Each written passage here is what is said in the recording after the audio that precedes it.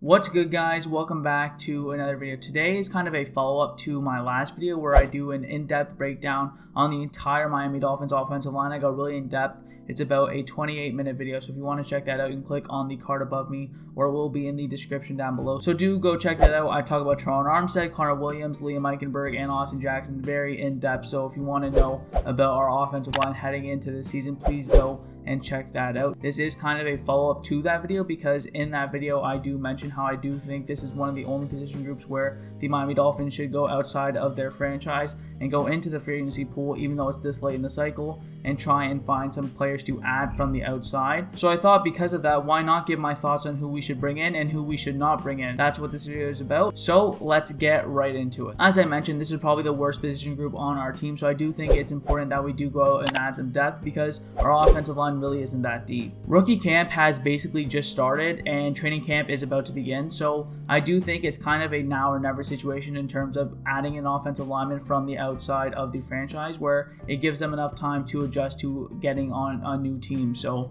I definitely think that it's not now or never. We can obviously add pieces during the season and all that stuff. But I definitely think that this is an important time because this is the time where you can still get a player from outside of your franchise and still have enough time for them to acclimate themselves and adjust to the new franchise. So before we get into my list of candidates, ironically enough, I do think it's important that we start with a player who I think we shouldn't sign. Because I know a lot of Dolphins fans do want him, but after doing a little bit more research, I found that I actually don't want this player. Tretter is a player a lot of Dolphins fans want as he is at a position of need for this team and he's a premium player at that position, which is so important because there's not that many premium players left in free agency, especially those who you can get at a bargain because it's this late in the cycle. I want to emphasize that past tense, I was part of that group that did want Tretter, but after doing a little bit of research on my own, I found that I actually kind of want nothing to do with the player. So as a fan myself, and the reason I started this YouTube channel is because I am such an involved fan that when the Dolphins are rumored to make a move or actually do make a move or are in the draft process, I do take it upon myself to do my own analysis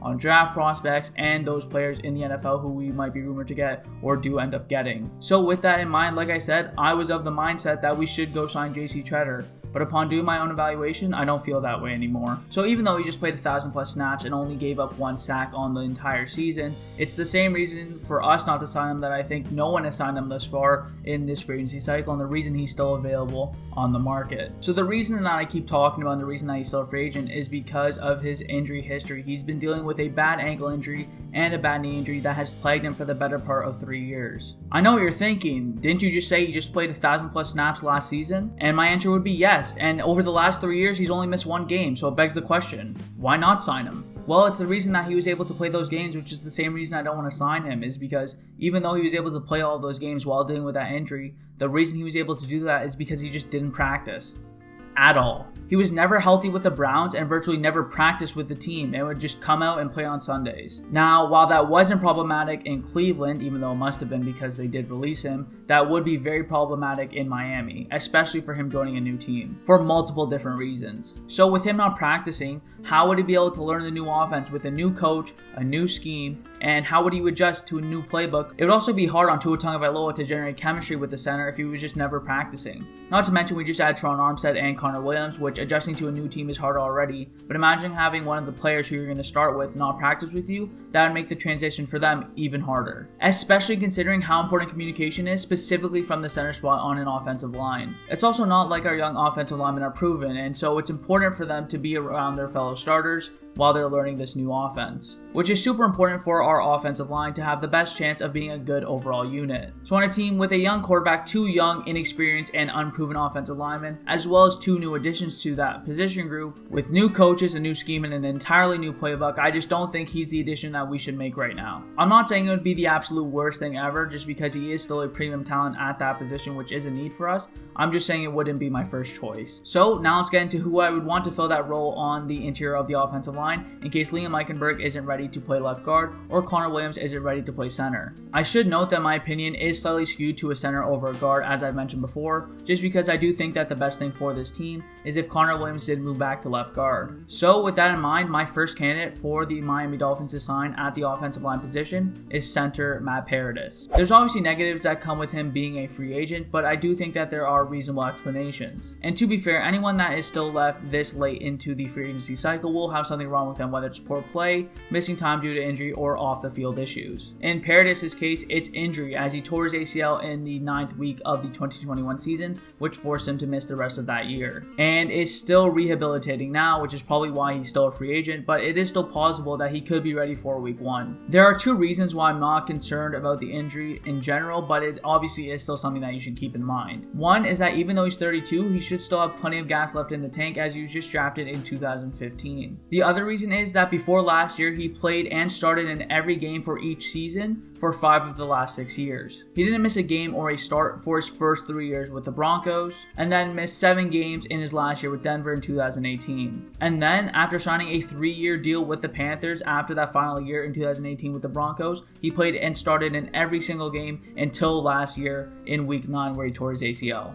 So for his entire career, it's not like he's an injury-prone player or anything. He's actually the opposite of that. He's been very available and very durable. It's just that he just suffered his most brutal injury in this last year. So is the injury really that concerning? My response to that question would be probably or sure. But to be honest, with all the advancements that technology is making, especially in the medical field, when it comes to torn ACLs, I would be willing to give a shot to the center, because honestly, athletes aren't as hindered as they have been before with torn ACLs. I'm not trying to lessen the impact that a torn ACL can have on a player, and everyone will recover from them differently. That's not what I'm trying to say at all. I'm just saying recently, players have recovered way better in terms of any sport and any athlete more than they were in the past. Other than that injury, I'm not really sure what the harm could be in signing him, considering it would be a prove-it deal and a team-friendly deal this late in free agency. So it would be reasonable and also releasable. So if the medicals don't check out for whatever reason after you sign him, you can just wash your hands with the contract and be done with it, because it's probably a 1-year prove-it deal that's team-friendly, that's not filled with a lot of guarantees. So to me, there's no reason not to make that type of contract offer. On the other hand, that's worst-case scenario. What if he does recover from his injury? He can be a very, very good center for us. Maybe not elite like he was in his prime, but still very, very good. Not to mention, he'd be a great veteran and mentor for our younger offensive linemen, as he is a Super Bowl winning player when he won the Super Bowl with Peyton Manning and the Denver Broncos back in 2015. In 4 years with the Denver Broncos, playing and starting in 57 of 64 games, he allowed just 5 total sacks. In the last 3 years with the Carolina Panthers, he started 41 of the last 48 games because he missed those 7 games at the end of last season, but he allowed just 8 total sacks with the team over that 3-year span. All this to say, the fact that one ACL injury could be holding back the Miami Dolphins from making a signing of a player that fills a huge need for us is very short-sighted.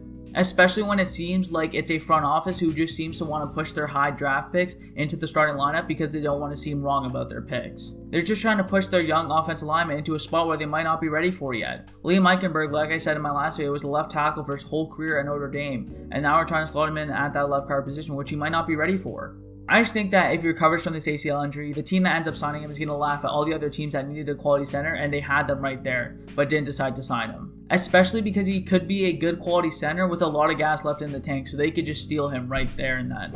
So I'll be honest, outside of JC Tretter and Matt Paradis, there's not much left at the center position in free agency. And I don't want to speculate on potential cuts just because that's very random and it's very selective. So I don't want to speculate on that type of thing just because I could be wrong, anyone could be wrong. So it's really hard to predict exactly who could be cut at that position. So it really just is Matt Paradis and JC Tretter left in free agency as a good quality center. I would have mentioned BJ Finney as a guy who I would have liked to take a shot on just because I like the player. But unfortunately, he medically retired from the game of football just last month. He's a guy who didn't play all that often, so I didn't see him play all that often, but when I did see him, I honestly like what he could do. So he's a guy who I would have given a shot, but again, it doesn't matter because he has retired. So Paradis is the only center on my list, even though I do desperately want a center for this team. To be honest, there's not many options outside of him. So I do kind of think it's Paradis or bust when it comes to the center position. So not only is he the only center on this list, he would be my primary option. So next up on the list is obviously guards, and I do want to talk about a few who I think can push Liam Eichenberg to be the best player he can be by being quality depth behind him or fight him for that starting spot.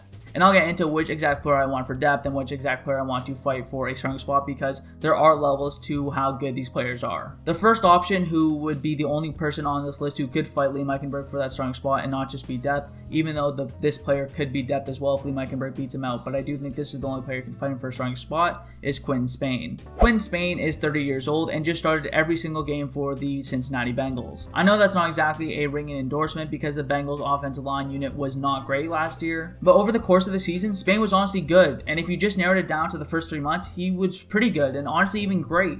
He did allow 5 sacks, but only took 4 penalties, and this was on a line with less than great talent around him. Bengals had Trey Hopkins and Jackson Carman out there, but it was Quinn Spain trying to be the stabilizing type of guy out there on the interior of the offensive line. Funnily enough, the Bengals weren't great as a run blocking unit, but Quinn Spain himself was a pretty decent run blocker last year. He was so good at the beginning of the season that he's a guy who I'd be willing to take a chance on. And it feels weird saying a guy to take a chance on when it comes to Quinn Spain just because he's a proven veteran already.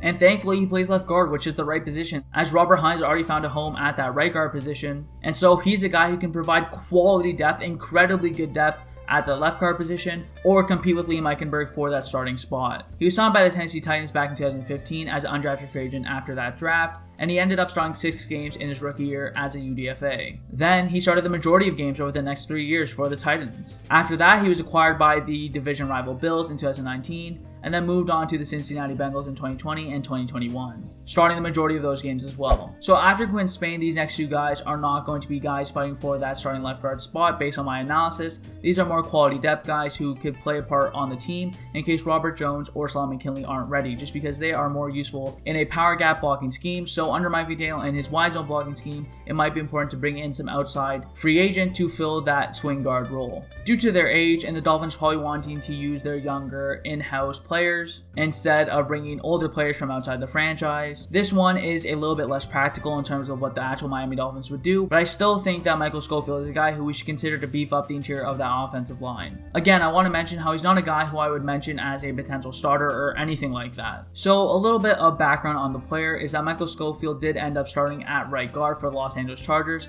after Ode Ibushi did tear his ACL in October. He ended up starting 12 games after Ode Ibushi went down, and he only allowed 2 sacks. They did just draft Zion Johnson out of Boston College, so they clearly still wanted an upgrade at that position, which doesn't speak greatly about Michael Schofield, but I still think he can provide much needed depth on the interior of this offensive line. He is much better in the pass game than in the run blocking game, and he did that with having one of the worst right tackles starting beside him. I wouldn't go all out for him, but I do think that there is some value there, especially being this late in free agency, to get him for a cheap deal. So the third and last candidate for me at the guard position is Senio Calamity. I think that's how you pronounce his name. I'm sorry if that's not how you pronounce his name, but that is what I've heard announcers call him, so you can blame them and not me. I don't want to spend too much time on this player as he's more of a depth piece, and he's not a guy who I would even come close to thinking he could start. He's just a guy, again, in case Robert Jones and Solomon Kinley aren't fit for this scheme. He's just a guy who is familiar with this 49ers playbook as he spent some time with the 49ers practice squad when Mike McDaniel was there running the offense in San Francisco. He's just a depth piece who has some knowledge of the offense, the scheme, and the playbook,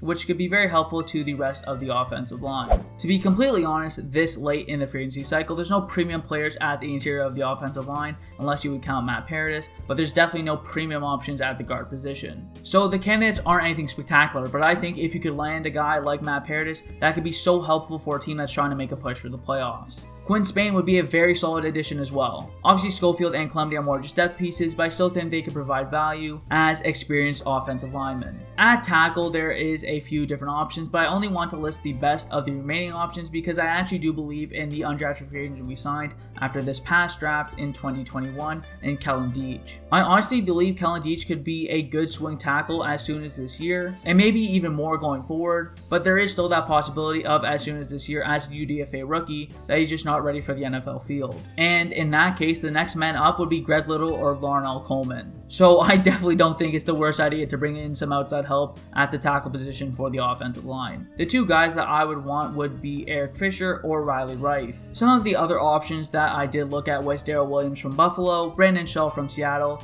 and Tyrell Crosby from Detroit. Darrell Williams and Brandon Shell just don't provide as much value and just aren't as good as Eric Fisher and Riley Reiff. And the thing that interested me about Tyrell Crosby is that he's only 26, but the reason that he's only 26 and the Detroit Lions didn't bring him back is just because he's not good. So even though he is still relatively young, there's a reason Detroit didn't bring him back, and so that's the reason I don't want to bring him in onto our team, just because he's obviously just clearly not that good.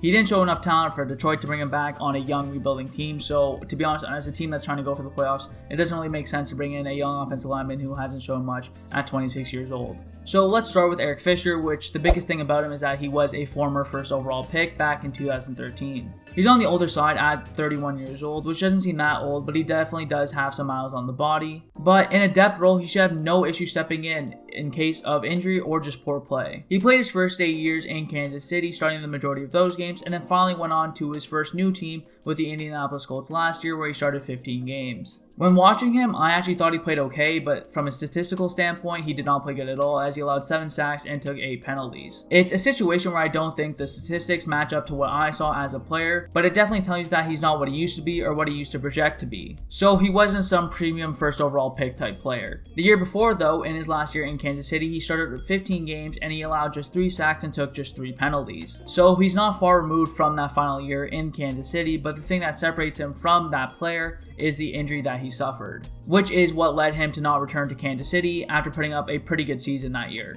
I just think as a veteran who has been to multiple Super Bowls, he can provide so much value on an offensive line and on a team that doesn't have that much playoff experience. Riley Reiff is the other prime option for the tackle position left in free agency, at least in my opinion. He's a 33-year-old veteran, notice a trend yet, who has started everywhere he has played, whether it was his first 5 years in Detroit, when he was drafted 23rd overall in the first round in 2012, his next 4 years in Minnesota, or this past year in Cincinnati. While he does primarily play left tackle, he does have experience at the left tackle and right tackle position, so he does have the chance and opportunity to be an elite swing tackle. With that in mind, I still think he's a starting caliber player, so he would be one of, if not the best backup tackle in the entire NFL. He started in almost 140 games, which is an incredible amount of experience, durability, and reliability. Last year, like we discussed, on an offensive line with not a lot of talent around him in Cincinnati, he allowed just 4 sacks. And he only had 1 penalty against him. And if you go back to 2020, in his last year with Minnesota, where he did have a little bit of talent around him on the offensive line,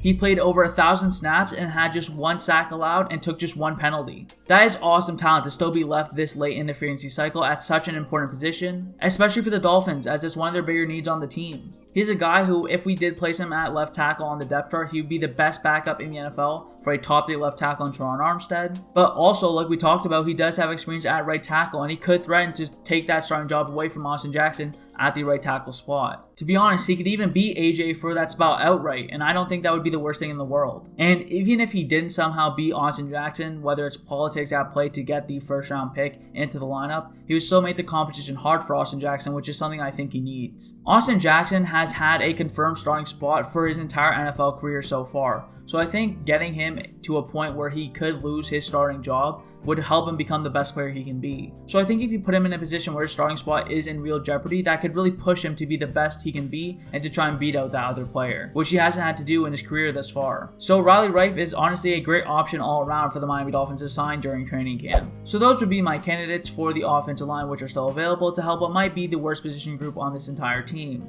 I didn't think this type of video was necessary for the quarterback or the running back position groups, just because I think those positions are set. But I definitely thought it was necessary for the offensive line, because I do think it's a real possibility that we make some additions in training camp for this position group. I do think the offensive line is the only position group that requires this type of video, because I do think it's the only position group on the entire team that requires some outside help. So just to round things out and conclude this video, I don't think we should sign JC Tretter, even though I don't think it would be the worst thing in the world. And here's a list of the guys that I think we should sign, and in the order that I would sign them. 1. Matt Paradis, 2. Riley Reiff, 3. Quentin Spain, 4. Eric Fisher, 5. Michael Schofield, and 6. Senio Calamity. So with that being said, thanks for watching. See you next time.